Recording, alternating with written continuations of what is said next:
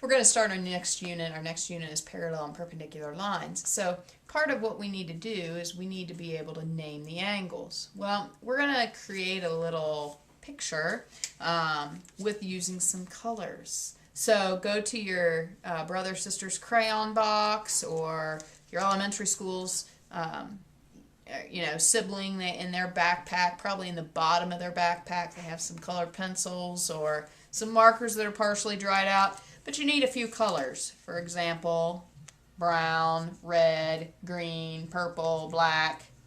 Choose a few highlighters. You need some color. So first we're going to start with drawing a street. So I want you to visualize your street. And so I'm going to draw my street here. And my street, if the thing you notice about a street is a parallel set of lines. These are the edges of my street. So we also have over here in our street, we have some green grass. Now, a lot of you are a lot more creative than I am, so my grass is a little elementary, preschoolish maybe. So get some green grass in there. Now, with our street, my street doesn't have a line down the middle, but we're going to put one down there. If we were talking about our street, we would call this the interior of our street. Let's choose red. So this is our interior. So go ahead and label the interior of your street. If you would like to draw a vehicle, this is going to be my van. AKA the back car. And in my car, sitting in there driving, and then I have kids in the back. There's always lots of kids in my vehicle. Call it the Peter Sign bus. I'll even label it Peter Sign bus. Alright, so that's the interior of our street. Now, if it's not in the interior, the kids get in trouble for playing in the interior of the street. If they're not playing on the interior of the street, then they are on the exterior of the street. So this would be considered our exterior, and this would be considered our exterior as well. If I can spell exterior. So we have interior inside the street, we have exterior outside the street.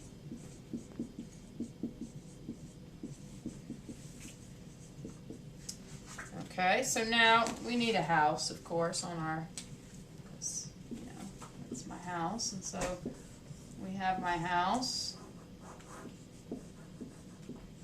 Those are the windows and the door. I'm a terrible drawer, but we'll go with that. And you could add some houses to yours as well. Now, the one thing that we need to go ahead and put in here is the train track. I don't care if you have a train track or not. Train track is important. So I want you to draw a train track that's going to cut through your street.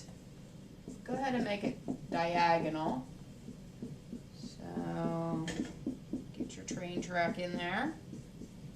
There is a point to the train track. So the train track, go ahead and label it train track. And we're going to call that, the vocabulary word is the transversal.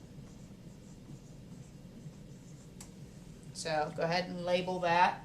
Ian, can you zoom in on that so they can see how to spell it? Trans, and then versal, and that's your train track.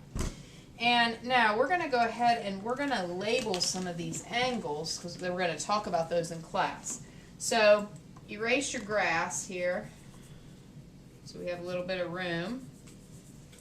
We're going to label this angle 1.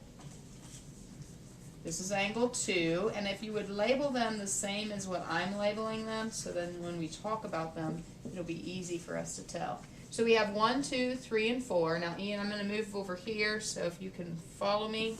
We've got angle 5, angle 6, angle 7, and angle 8.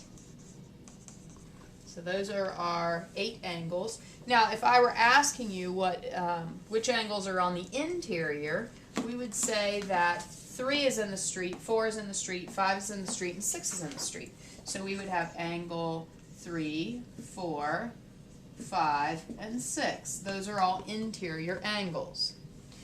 Exterior angles, well, which angles are found in the grassy area? 1, 2, 7, and 8. So angle 1, angle 2, angle 7, and angle 8 are considered exterior. The next set of vocabulary words that we're going to use is alternate. Well, my kids would get in trouble if they alternate different sides of the streets, especially when they're not paying attention to who's coming.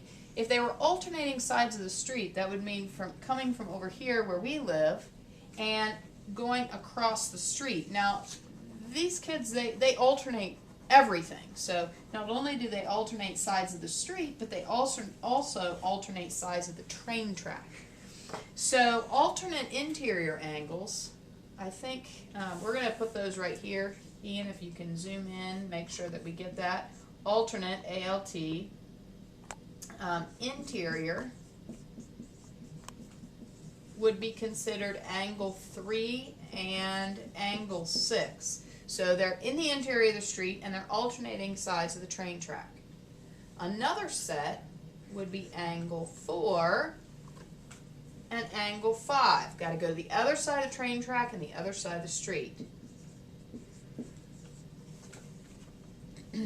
Now corresponding angles, oh, before we hit corresponding, let's do the alternate exterior. So alternate exterior would be like angle 2 and angle 7. Alternating sides of the street and sides of the train track, so 2 and 7. 1 and 8 would be alternate exterior. Corresponding, we'll talk about in class. See you then.